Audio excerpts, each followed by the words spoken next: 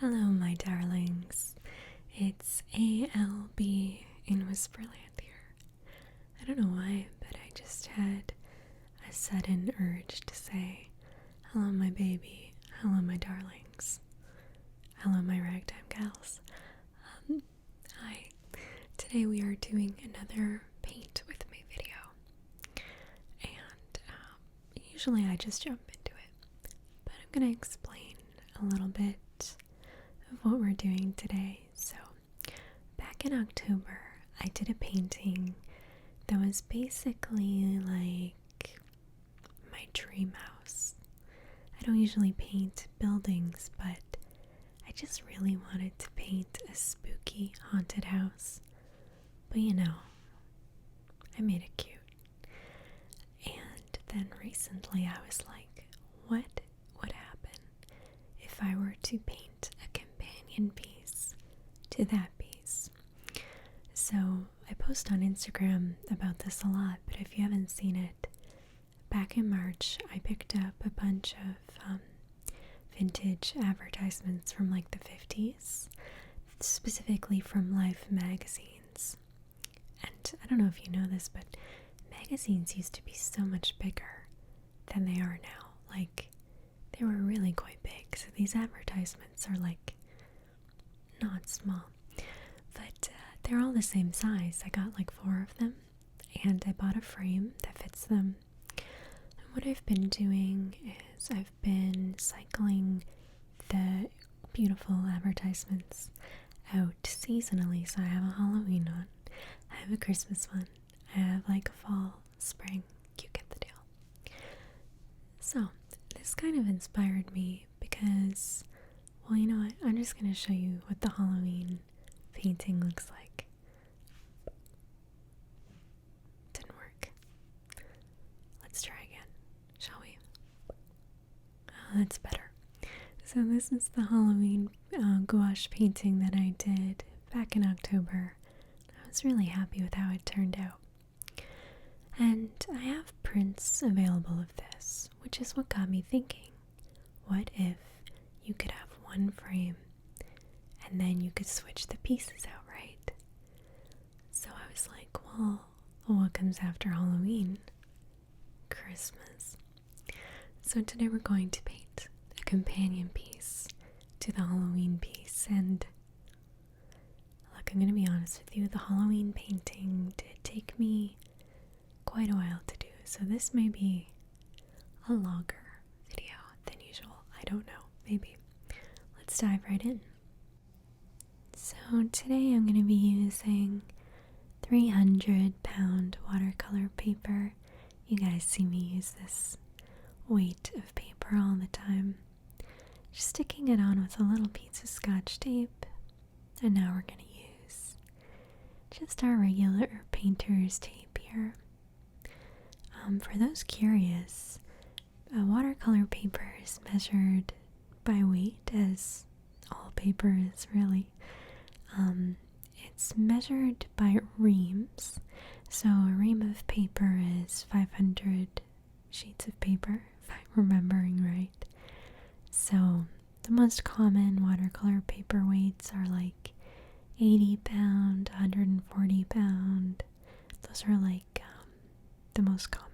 I like the 300-pound though for projects like this, where we're going to use maybe a lot of product. I usually like to do backgrounds in my paintings first. It just eliminates the likelihood of messing things up. And when you're me, you already have a pretty strong likelihood. So the more we can do to, up the odds in our success, the better. I'm going to start out by blocking out the house with this Scotch Delicate Surface Tape. This is the purple stuff. I did it. I publicly shamed myself in my last video because I ran out of this stuff and I didn't reorder it. And I missed it so much. So I have some now. But you can probably see we're running low on this again. So hopefully I have enough for this. But This stuff is truly one of the best tapes I've ever used, so I highly recommend it. The reason I like this tape is because it peels up really, really nicely. I mean, it's called, like delicate tape for a reason. The first time I bought it actually was for when I was painting a wall in the apartment. I got it in my head I wanted to do like stripes on the wall, vertical stripes, and we did it, and it was kind of a waste of time. I didn't make the colors contrasting enough. Basically what I did was like a super high gloss of the exact same color on top of a pretty neutral color. So, I mean, listen, the stripes looked perfect. I don't want to do my own horn. They look perfect. The thing is, you can't see them pretty much at all because we don't get enough light, and there's no like shine on that gloss to make it really noticeable, so it's kind of a waste of time. But what I did learn from that project is that this tape is pretty exceptional. So now I always buy it for my painting projects, whether it's on a wall or, on paper like this. And I'm just using my little, I have a really tiny X-Acto blade, you can see. This was originally purchased for, I'm pretty sure, making toy models. I don't do that, but that was the original purchase of this, and then I'm sure I just went, oh, can I borrow that? And then now I have this. Does anyone else do that? Well, things just find their way into my art supplies, and then they weirdly just don't ever find their way back out. It's quite strange, and certainly not my fault. That's one thing that's definite. But I'm just kind of trying to get really clean lines here, get all the little details of the house, and press the tape in because we're gonna paint on top.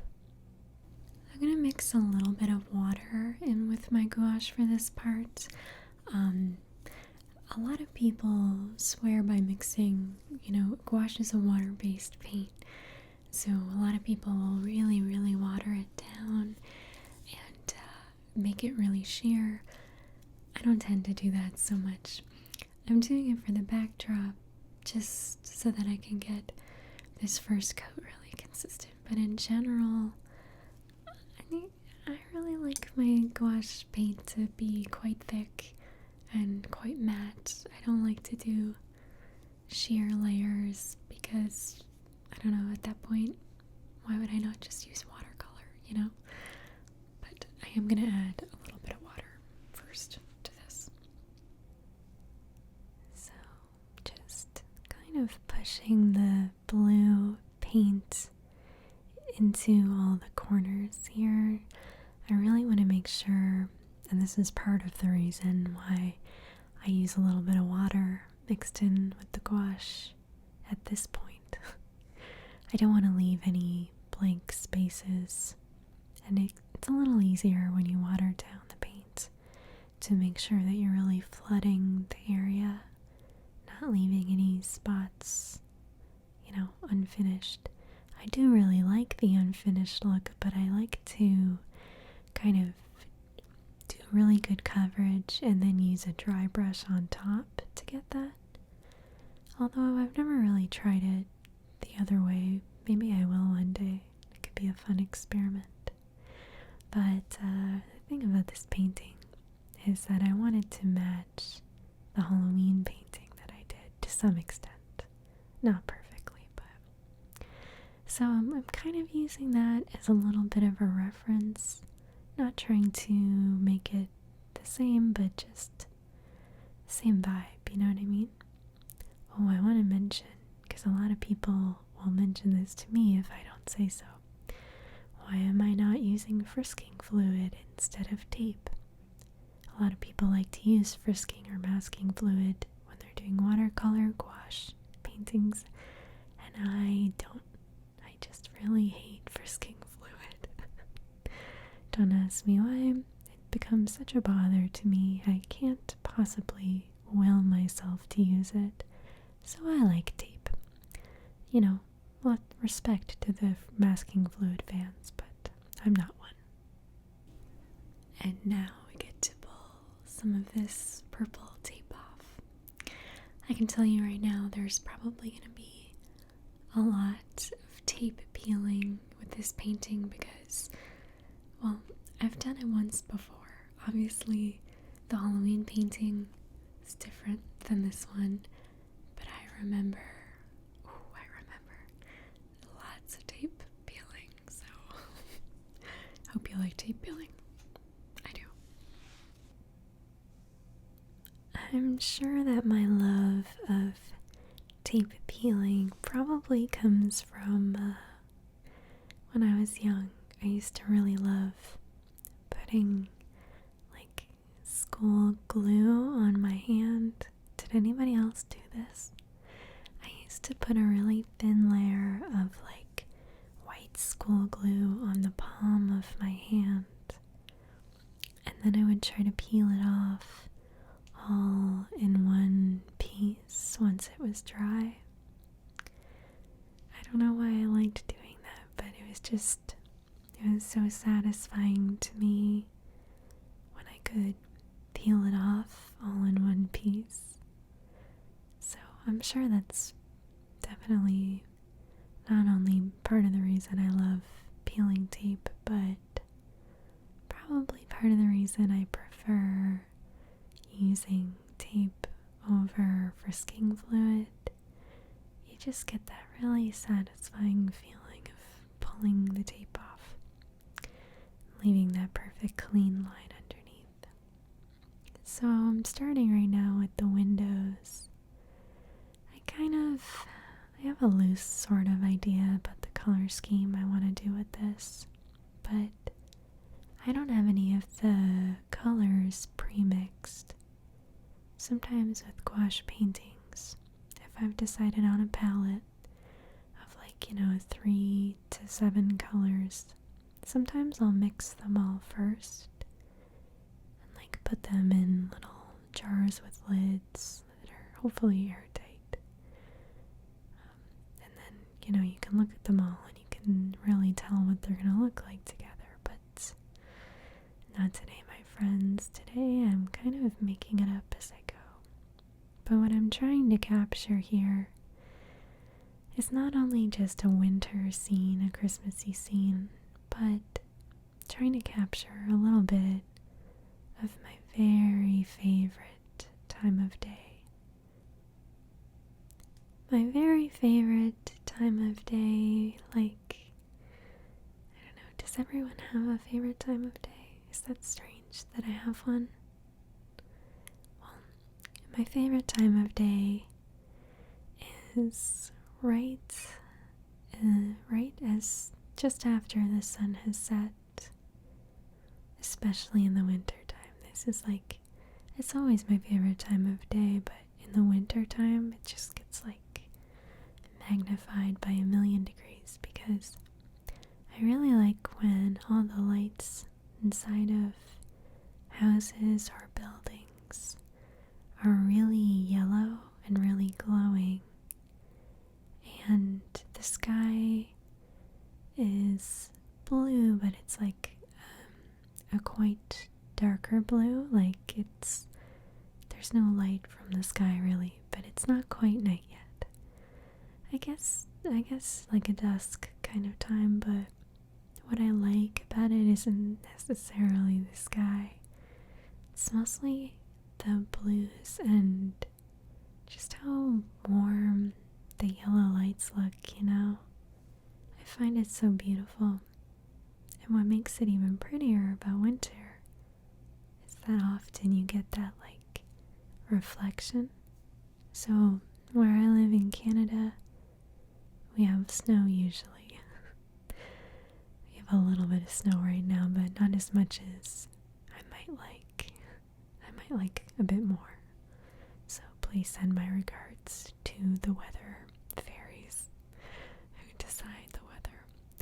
But we get really nice snow a lot of the time in Ontario, and I love the way, like, even at night, it's not really dark because what little light there is will reflect off the snow, and it just creates so many beautiful, beautiful colors. That's probably why winter is my favorite season. I really just I love it. It's kind of astounding to me that I don't do a lot of winter art, considering it's my favorite time of year, but well, we'll just make up for last time with this one. I'm just doing just a simple base coat of white down on this hill part. This is all going to be, a snow-covered hill. And the watercolor paper itself is kind of a creamy yellow. It's harder to tell here because the contrast isn't so high yet between the white and the paper itself. Kind of looks white, but it's actually cream. And interestingly, watercolor paper, as it ages, as does all paper, it yellows. So you do really want to paint those spots that you want to be white. Now, I'm not really liking this pink here. I'm adding a little more white to it to make it a bit lighter. It's kind of annoying. This type of paint, it dries darker than it is when you're painting with it. So if you have a moment where you're painting and you're like, it seems a little darker than I wanted it to be, you really have to stop and immediately change it because it's only going to dry even darker, even more pigmented, So I've got that little dark part kind of on the side there that I've already painted, but I'm just going to keep adding a couple layers on top of it and it'll just blend away. It's no big deal. Better to change the color as soon as you realize it's not right, rather than continuing to paint it, insisting it'll be fine. Because then you'll have an end product that you don't even like that much, So I'm just painting little pink lines in here, everywhere between the rungs that is the main part of this little house, the main building part. I really love this pink. It's actually like a little bit warmer of a pink in real life. I'm finding that it's picking up just a little bit more blue on the screen. Again, this is the kind of thing that no one else except for me would A, know about, B, care about at all. But I care, so I'm telling you, it's a little bit warmer of a pink in real life.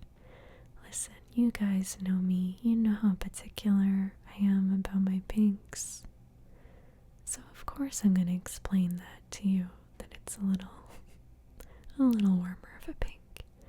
I just don't want you to get the wrong idea about me and think that I'm doing a very cool toned pink, because it's just not me. And we've got these little chimneys up here. I've never lived in a house with a fireplace, so I think I'm just, doing a little bit of wish fulfillment here, and once again just creating my dream house with this. I would love to have a little fireplace one day. That would be so cool. I've been thinking a lot about houses lately. I'm sure that's why I've been painting houses.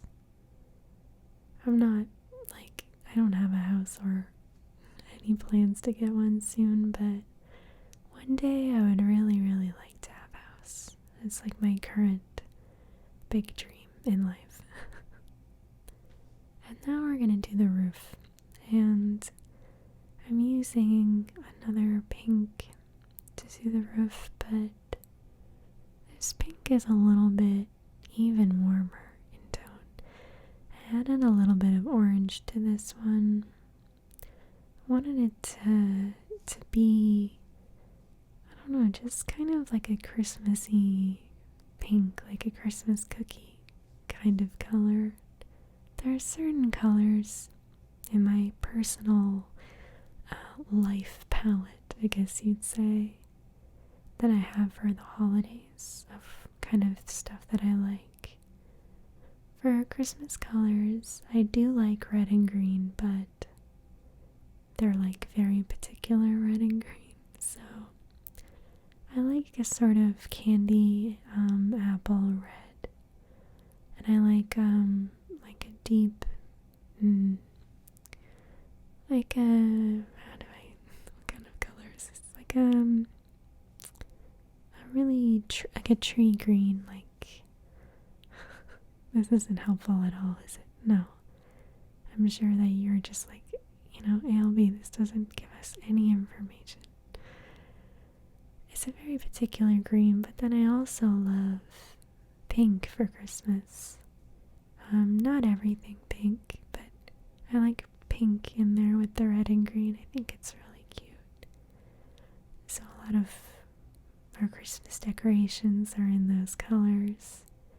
So of course I'm gonna do pink for Christmas in this house. It's not really looking all too Christmassy yet, but we'll get there. I'm using my pencil right now to draw in some of the designs. It didn't really make sense to draw these designs in before we painted the roof, like we needed to get that good solid pink in there so that it was like a really beautiful matte finish, and it was like very opaque. It makes a lot more sense to draw little tiny details in after on top. The great part about this is if it looks bad, you can just paint on top of it, right? You can just essentially erase it by doing another coat. Now I decided to do these little swirls because A, they're very Christmassy, and B, I did swirls in the Halloween house, so it just made sense. I don't know if you can tell, but I've switched colors just now.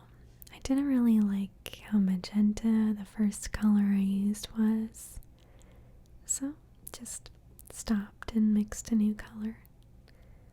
This is kind of like an orangey pink, but next to the other colors it kind of just looks orangish.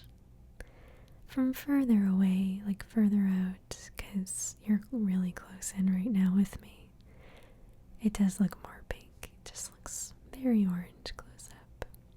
I love doing these little swirls. It's just kind of mindless. Just following the designs that we drew in with the pencil. Something like this, though, we're really gonna have to do a couple coats on each swirl with a tiny little brush, because the pencil does show through otherwise, but it's alright. Not too much trouble. You can just follow the lines. I did just freehand these, but you can always use a ruler with something like that. That's why I love my clear plastic ruler. I have a couple of them. I feel like every time I see one, I buy one, because it just seems like, oh, that's a good thing to have another one of. But now I have like 4. Just add it to the art supply pile. not really a pile anymore, it's a treasure trove. Today's washi tape selection is this bright neon holiday green that I got recently at Umamo. Is it pronounced Umamo? I think so. It's basically like Daiso. It's all Japanese imports, and they have a lot of cool stuff there. I haven't really been able to go all that much lately because really I don't go anywhere lately except for right here with you. But I was able to go out a couple months ago. They had lots of washi tape, so I got some cute ones, and I also got some like this that I wouldn't necessarily use for like decorating, but it's great for when you're painting because the color does not blend in with anything that I use in my paintings, so it's very good. So using this bright neon green washi tape, we're going to start masking out the trim, sort of basically in effect to try to get some really good sharp lines. I don't want everything in this painting to be like perfect. If I did, I would just be doing a piece on the computer instead or on my iPad, because that's how you can pretty much ensure you're going to get something perfect. But I like to give myself as high a chance of making something that looks like it makes sense as I can. So using the washi tape to get some sharp good lines on these sorts of sections, I find it really helpful. And I just like peeling tape, so there's that part of it too. For the trim, I'm using this kind of it's a very dark mint color. So you think of like a mint green. This is like a very, very deep mint. You know what? I've just realized the green I was talking about earlier that I normally really like for Christmas stuff is like a forest green. That's the word I was thinking of. But I said tree green, like that. Is that a color? I don't know. Forest. Forest is why I was thinking of trees.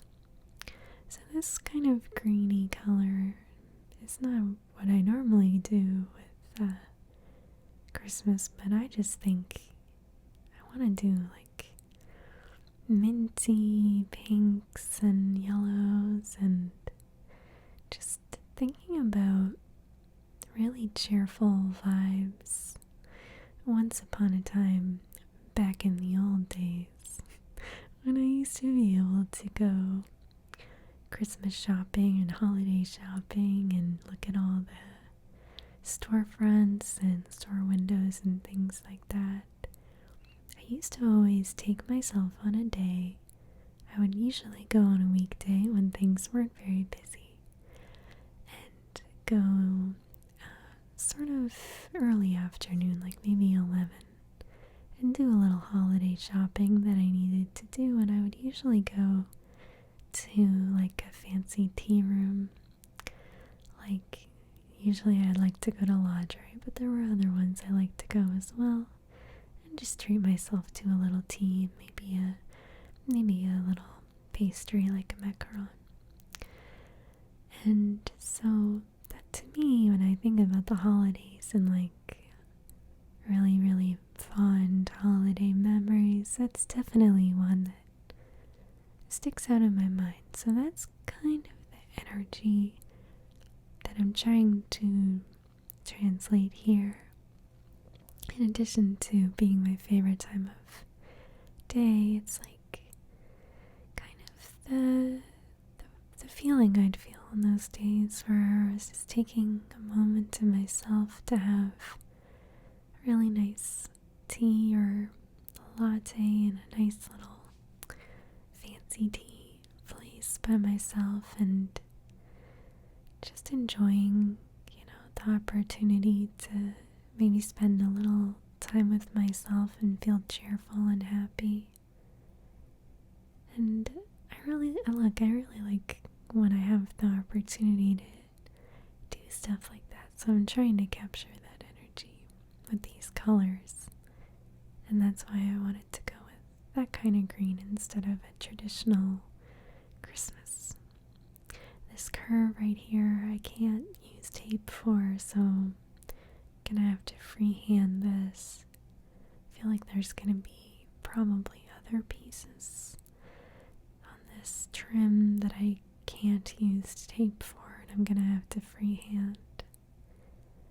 So, just trying to get everything as even as possible at this point.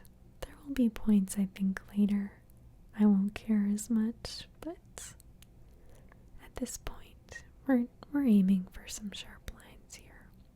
Now, I didn't draw in the little, trim, the little scallop edges on these two sections yet. I'll take care of that later. Don't you worry. We're not forgetting scallop trim on any of the spots. I'm really glad that I did scallop trim on the Halloween piece because I would have really wanted to do it for the Christmas one. I love scallop trim on everything. And every once in a while, I'll be out and about or out and about, should I say, and I'll see a house with scallop trim, and I'm just always cooing over it. I think it's so charming. It's a little kitschy, but just enough. And scallop trim's not that expensive to do, so maybe I could add scallop trim to a shelf in my office or something. There's an idea. Coming up with good stuff today.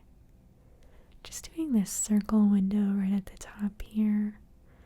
If I lived in this house, this would be the window where I would probably put a really good reading nook bench or something like that. Did you ever go to somebody's house and they had a really good reading nook with a bench and you just feel endlessly jealous of them?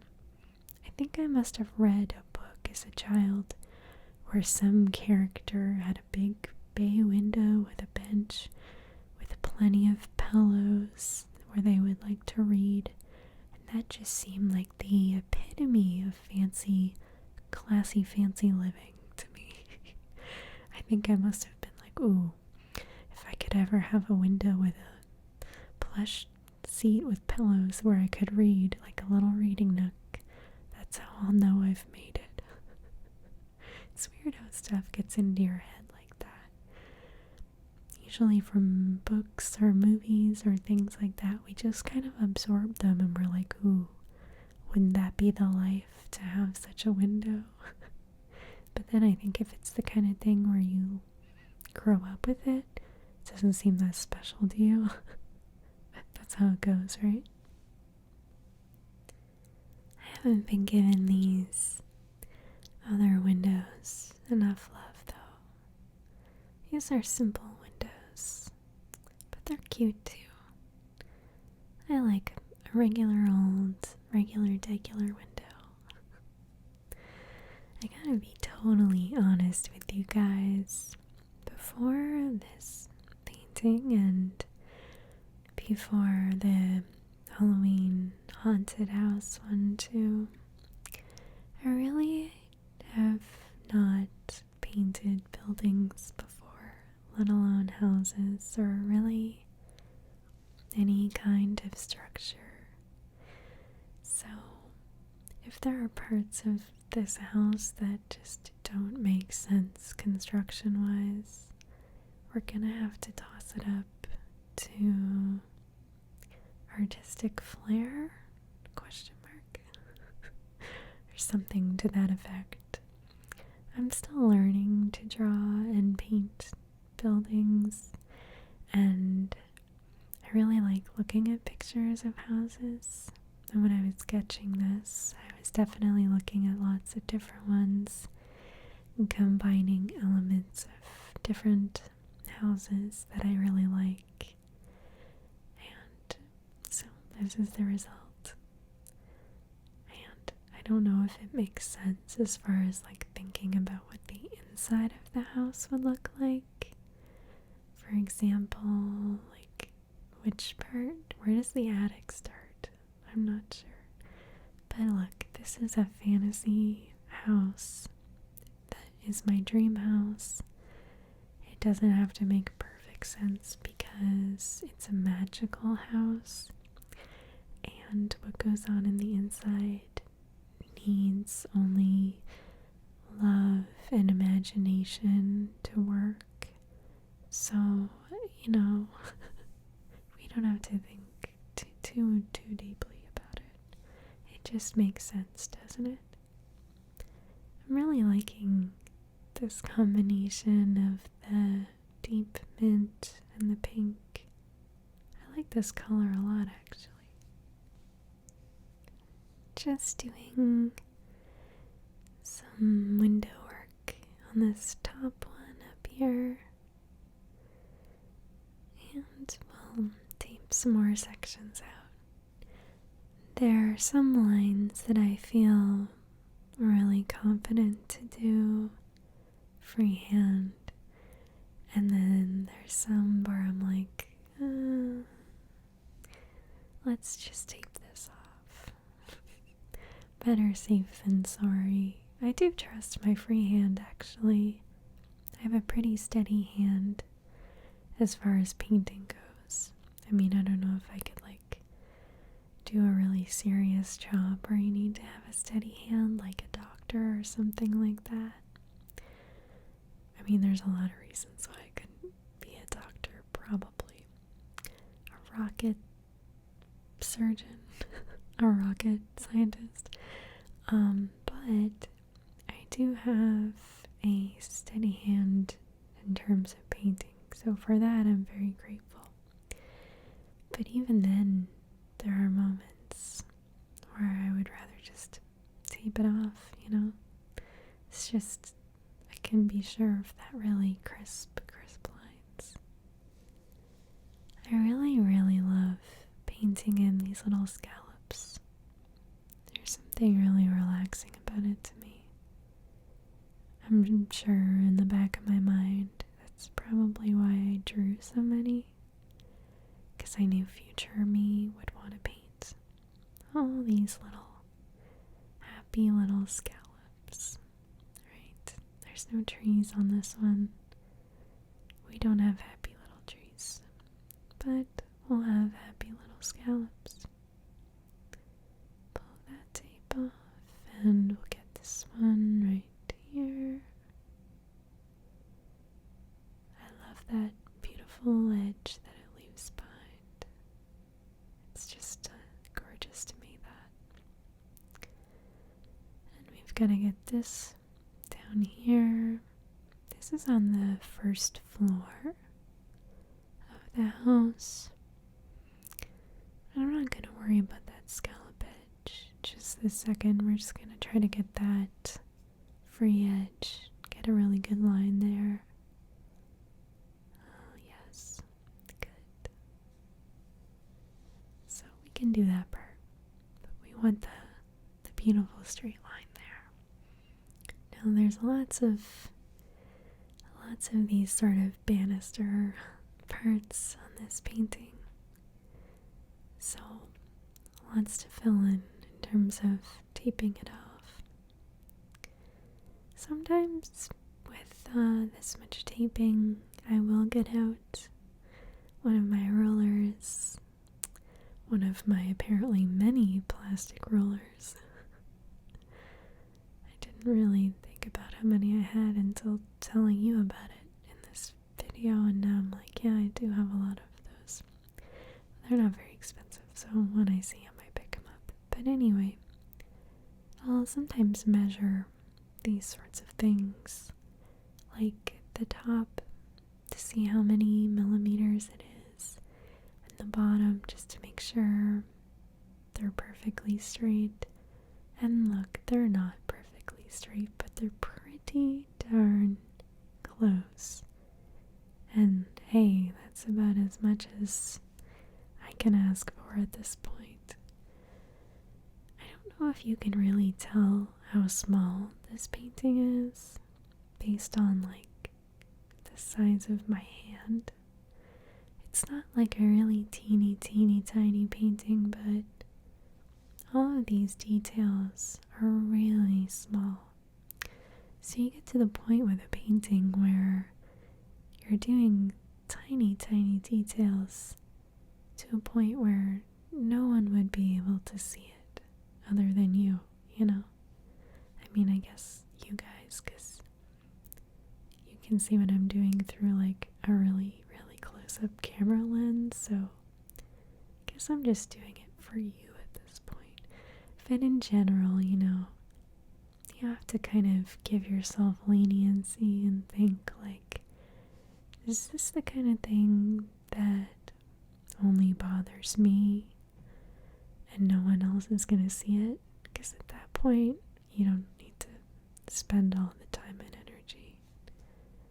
I'm saying this to you as much as I'm saying it to myself, because this is a lesson that I myself need to learn to be able to take a step back and say like, am I working this a little too much? Like, am I making life difficult for myself for no reason? Although in this particular instance, since you guys can see it so close up the way that I can, I don't think it was a waste. But you know, it's all about that balance, having fun with a piece versus like just getting yourself in a tizzy trying to make itty bitty little details perfect. But it is so satisfying when those lines are really perfect, you know? That's a very fun moment.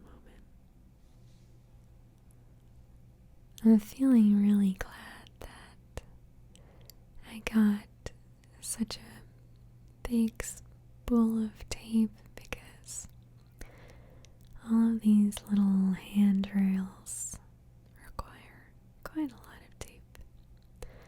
I'm trying to use it somewhat sparingly, just using little pieces, but little pieces add up, you know. So these little lines, little sections, these are all little spindles on the handrail. And I'm trying to make them as even as possible, you know. But I doubt they'll end up being completely perfect, as long as we do our best, you know. I don't know why, you guys, but this is just reminding me. In the house I grew up in, we had a little small staircase. There was like 4 stairs, and there was like a metal handrail.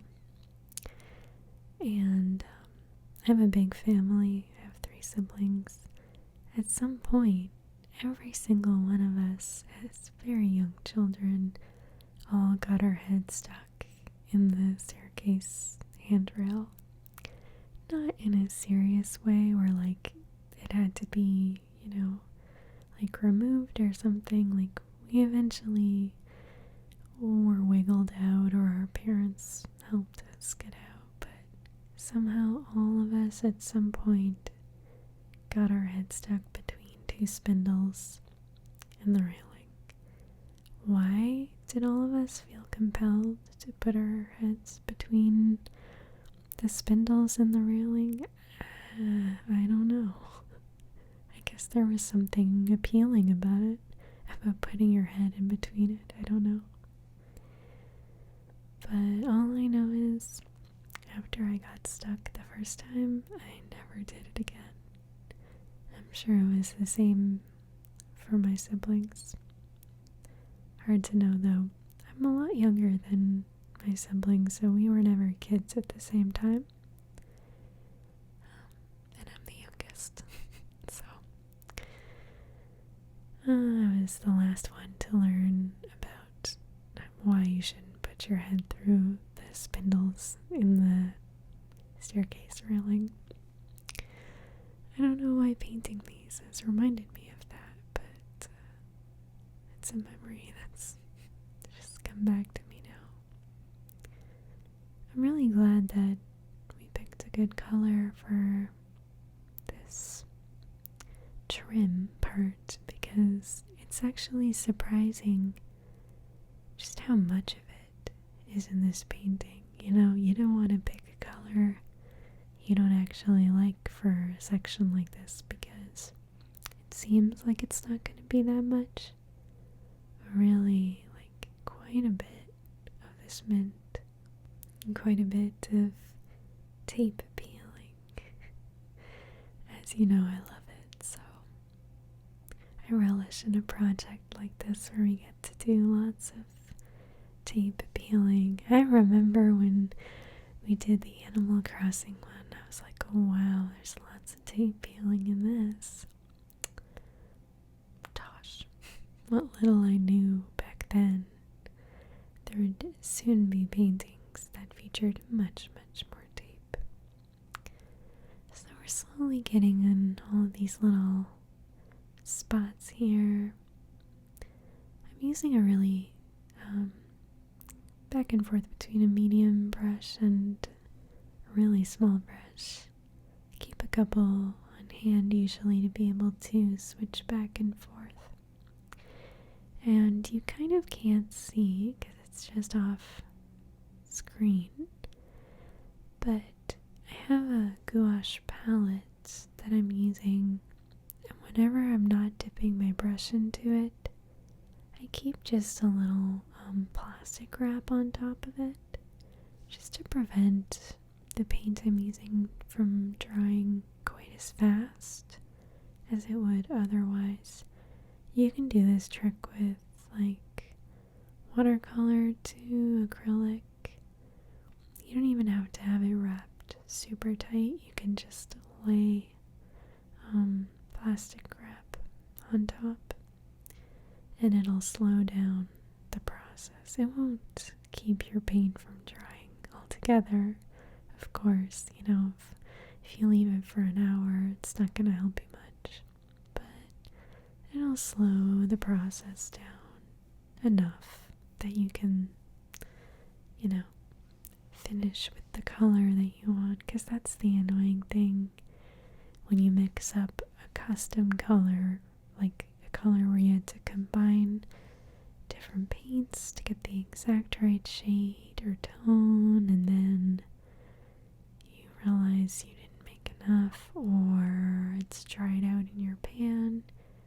Let me tell you, it's nearly impossible to mix the exact right color the second time.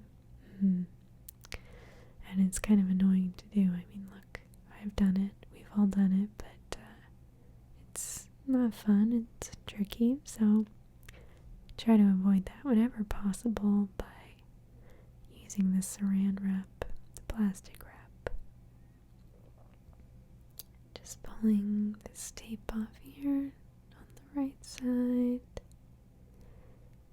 and on the left. Look at these little windows now, they're coming along, huh? Let me know in the comments if you are someone who is doing your own art project while you watch me work on mine. Sometimes people will send me messages and say that they like watching my art videos while they're working on their own projects or playing a video game or knitting. I get a lot of you guys saying you like to work on like knitting or embroidery projects while I work, and I just, I love it. It gives me like the happy chills because like that's what I do. I love putting on like YouTube stuff, ASMR, all kinds of things, and working on my own little paintings or projects. So I just get kind of like a thrill to think that any of you guys could be doing the same thing. It just makes me so happy. And you know, of course, if you're just watching it for the sake of watching it, I love you too. It's not one or the other. It's just kind of neat because that's how I like to enjoy YouTube lately. I do watch stuff before bed too, but lately I've mostly been putting stuff on while I work on my projects. Just my always little projects on the go. So it just makes me happy to think that you guys might do that too. I love doing this one long spot after filling in all those little spindles. It just feels like the moment of truth, a moment of pride to pull this tape away and reveal all the little spindles. So I'm just using this red Prismacolor Verithin pencil. This is one of the double-ended ones, by the way, that has red on one side and blue on the other.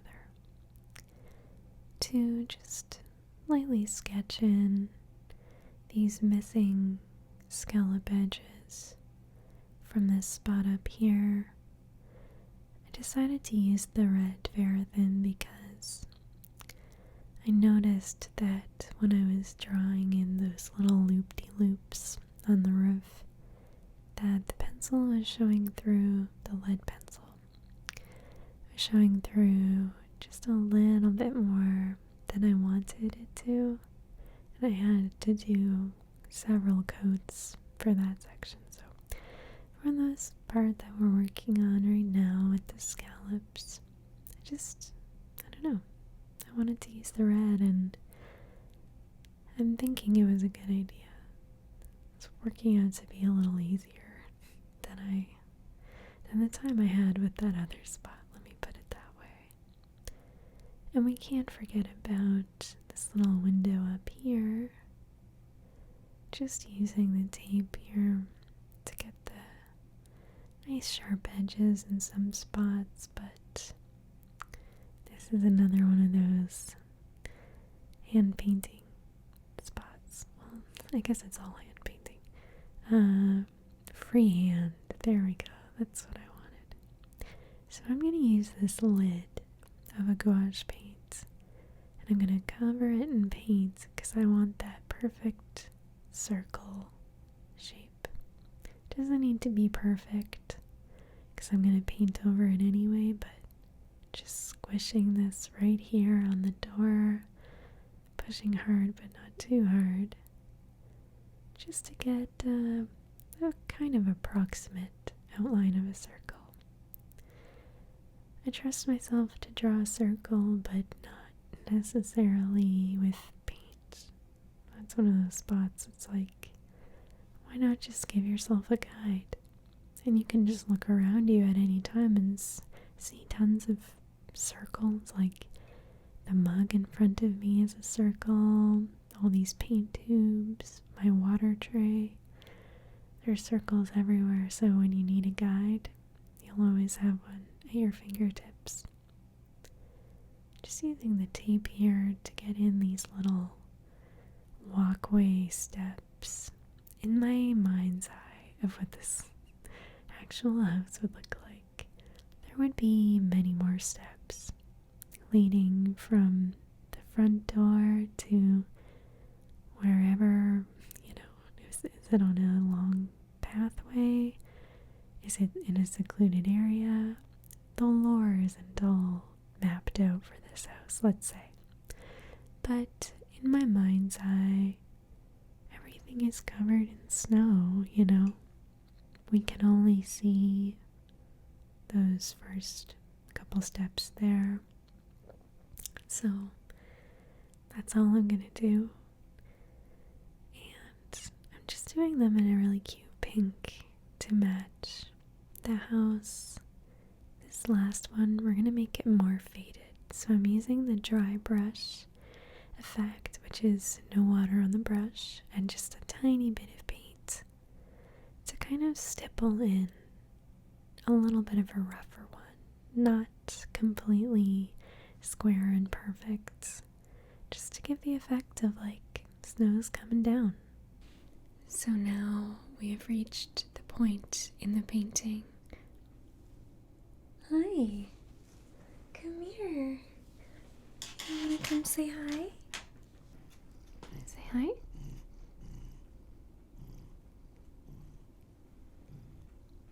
it's good to have an assistant. Especially when it's your little best friend. You're so sleepy. What are you doing?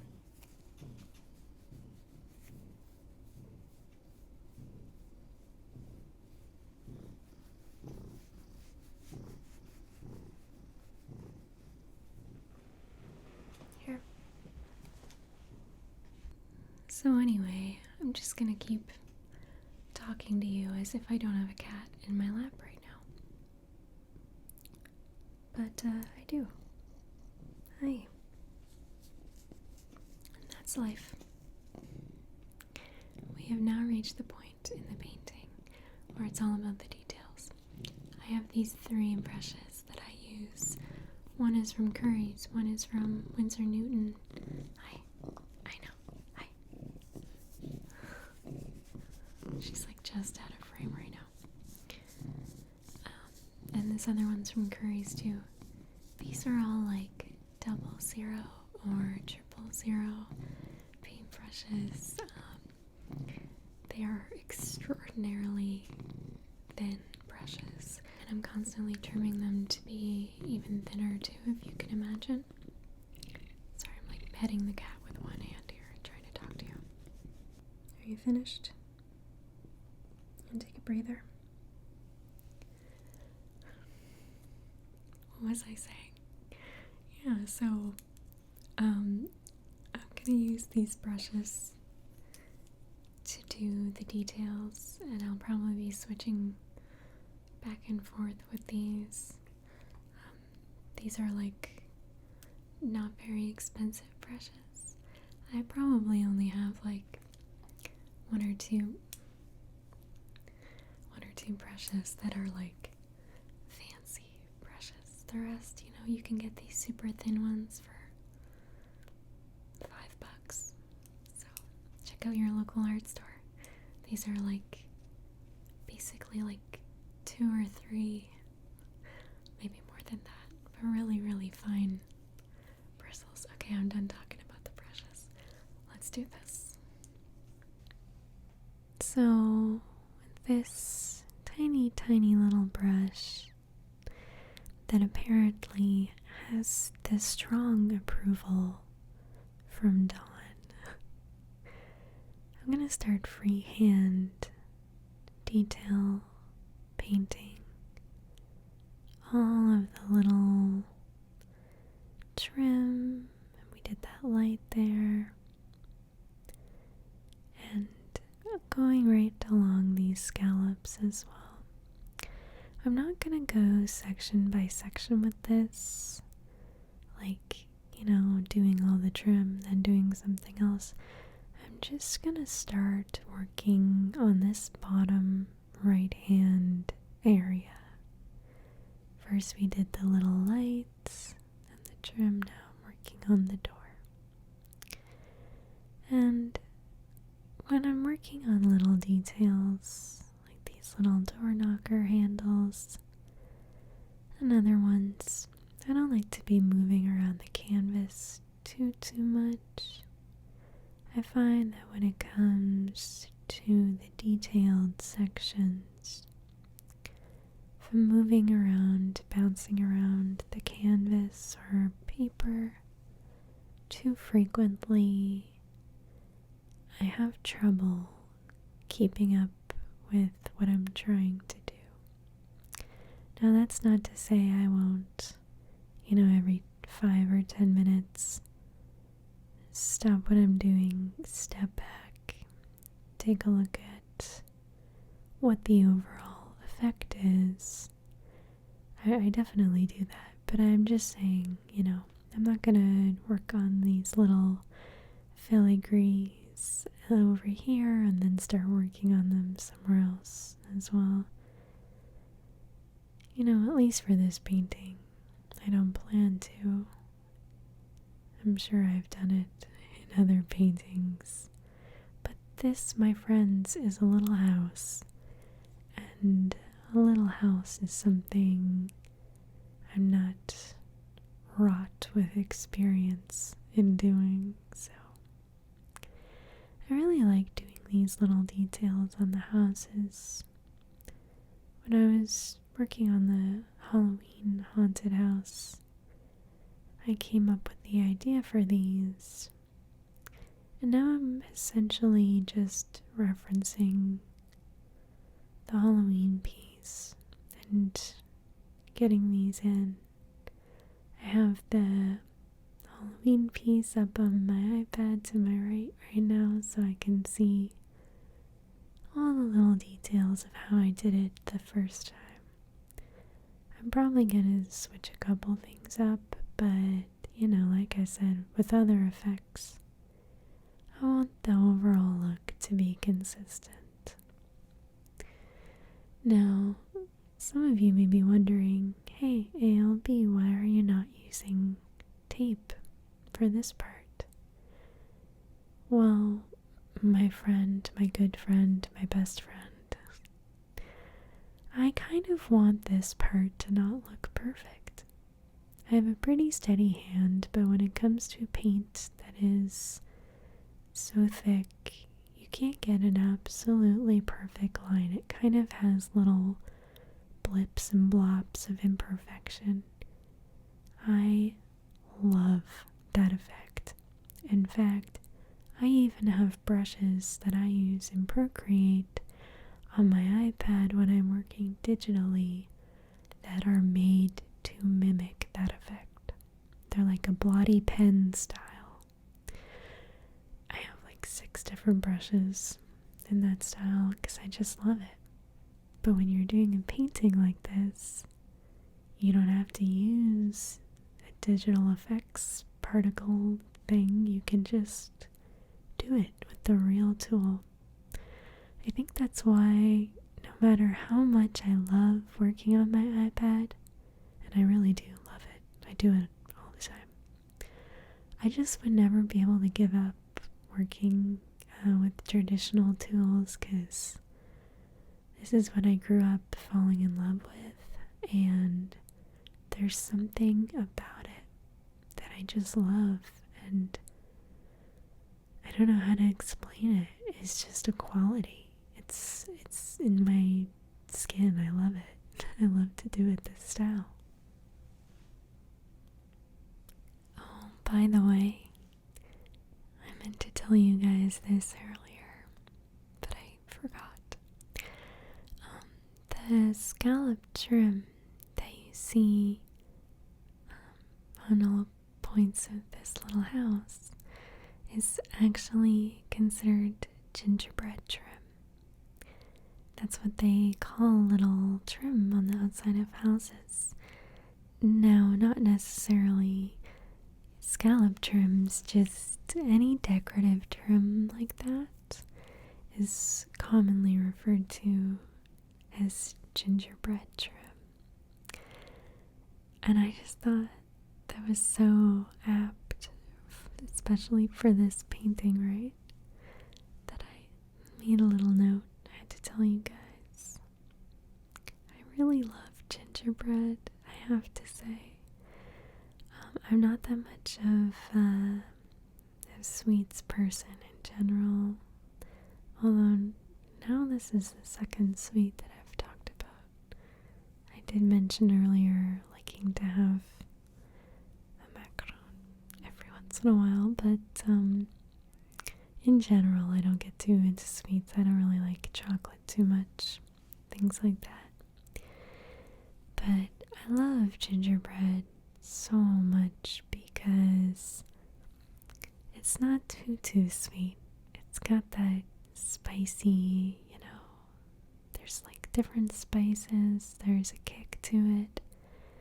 If you use molasses, it's got sweetness, but it's not a traditional kind of sweetness, So I love gingerbread.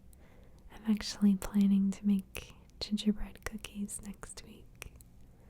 I hope that actually ends up happening because I really, really want to eat the gingerbread. I don't really care so strongly about making it, but I really like fresh gingerbread cookies, so I'm happily willing to put in the time so that I can eat it. I'm gonna outline all these little windows and start to make my way over towards the left-hand side of the painting. Just going through the scallops as well, just trying to kind of make my way over there. And I'm using a red for the details, a sort of candy apple red. I wasn't sure at first how this red was going to look next to the kind of green that we're doing on this project. Because, it's not like a traditional Christmas green. It's a little different. But I'm liking how it looks so far. I mostly chose this because I liked how it looked against the pink. Pink and red is such a cute holiday combination. Works for Valentine's too, of course, but pink is good for Christmas, if you ask me. I'm actually very traditional about my Halloween colors for some reason. I don't really get into pastel colors for Halloween. Don't ask me why, because clearly I love them. Clearly I love them for Christmas too. I'm just like that. That's not like traditional Halloween. Kind of like a blood orange. Look at what's happening. Every time I do a painting video, I end up just painting and describing colors to you guys. But that's what happens. I'm just looking at colors. So I just get talking about colors too. And now we're doing the details on this little handrail. I have a feeling in my heart of hearts we're gonna have to touch them up later again, because I'm planning to put a little snow on top of certain parts of the house. But I figure, you know what, we can just do touch-ups later on in case we get any on the outline. I like doing all the little details on paintings like this, but I do admittedly have to make sure I haven't had like too many cups of tea. Like this is the sort of thing where a little too much caffeine and your lines might be wiggly on accident instead of splotchy on purpose. Does that make sense? You know what I'm saying. And it happens, but I try to finagle it so that when I'm doing these little itty bitty details that I'm not going all over the place, but it is what it is. I hope you can tell. It's sort of hard to see in my viewfinder, but if you can see like how small these little details really are. They're very tiny. So I'm kind of crouched over the drafting table. Maybe not crouched, kind of, my body is like a shrimp. Just picture me as a little shrimp, a little like tempura shrimp. Like crunched in my chair working on this, because the longer I sit at a painting, the more cooked my shrimp gets. I just get more and more like lowercase c is my body, because I'm so focused on getting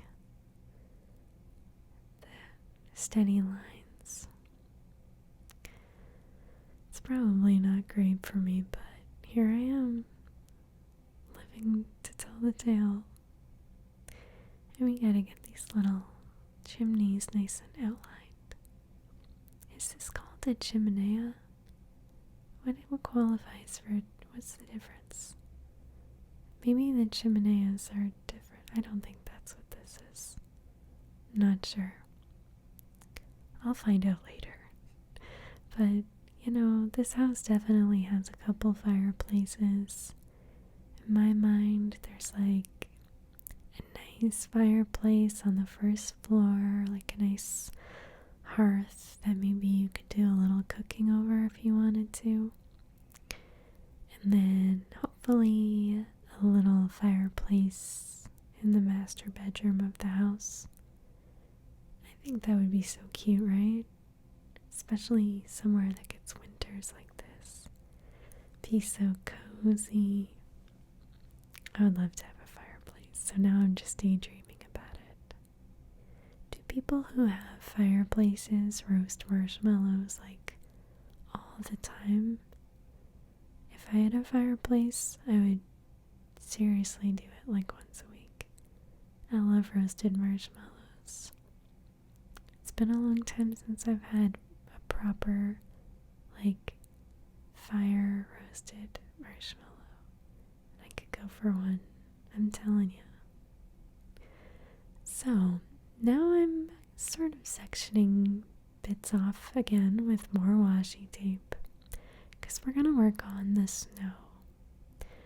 And there's just certain parts of the painting that I want to have snow or not have snow on. So tape comes in handy once again. And I'm just using a dry brush for more of that stippling effect. I can't lie to you, it is kind of freaky to do this part. I can get myself a little nervous about it, because when you spend a bunch of time on details to make something look as good and perfect as you can, and then you're gonna cover it up with just one color, with just white, there's a part of your brain that is trying to stop you from putting paint there, because you're just no, we just did that part. But you gotta do it, right? The overall effect that I want for this painting is snow, cozy, all bundled up inside, warm. So we have to put snow on it. I'm sure I'll like it by the end, but there's a part of my brain that's just fighting me doing this. Just does not want me to put paint on top of the part we already painted. But it looks really soft.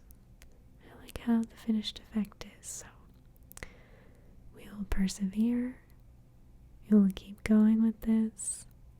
We just have to tough it out, get to the other side, push through to the other side of the painting. The brush I'm using right now is a very well-loved brush. I've had this brush since I was a teenager, and it's seen better days, but the reason I tend to not throw out brushes unless they're completely beyond help, beyond help, is because brushes that are kind of messed up make for really great dry brush effects. So don't be in a rush to throw out watercolor or acrylic brushes that have maybe kind of messed up bristles, or you had some paint harden in them a little and you couldn't get it all out. If it's beyond repair, of course, there's no point in hanging on to it, but sometimes brushes like the one I'm using right now, where the bristles are kind of messed up, they've seen better days, they make great effects, you know. You can do different things with your brushes. And this brush has now graduated paint school to go to dry brush school. So that's what I mainly use it for. A lot of the other brushes you see me use in all my painting videos, like, you pretty much see me use the same 4 or 5 brushes consistently, because I use pretty much the same ones for both watercolor and acrylic. And I play favorites. There's no reason why not to.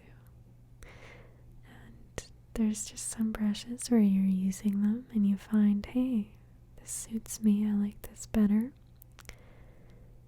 You know, it's like in Kiki's delivery service when she's trying a new broom, you have to see if it's the right fit, and hopefully it is.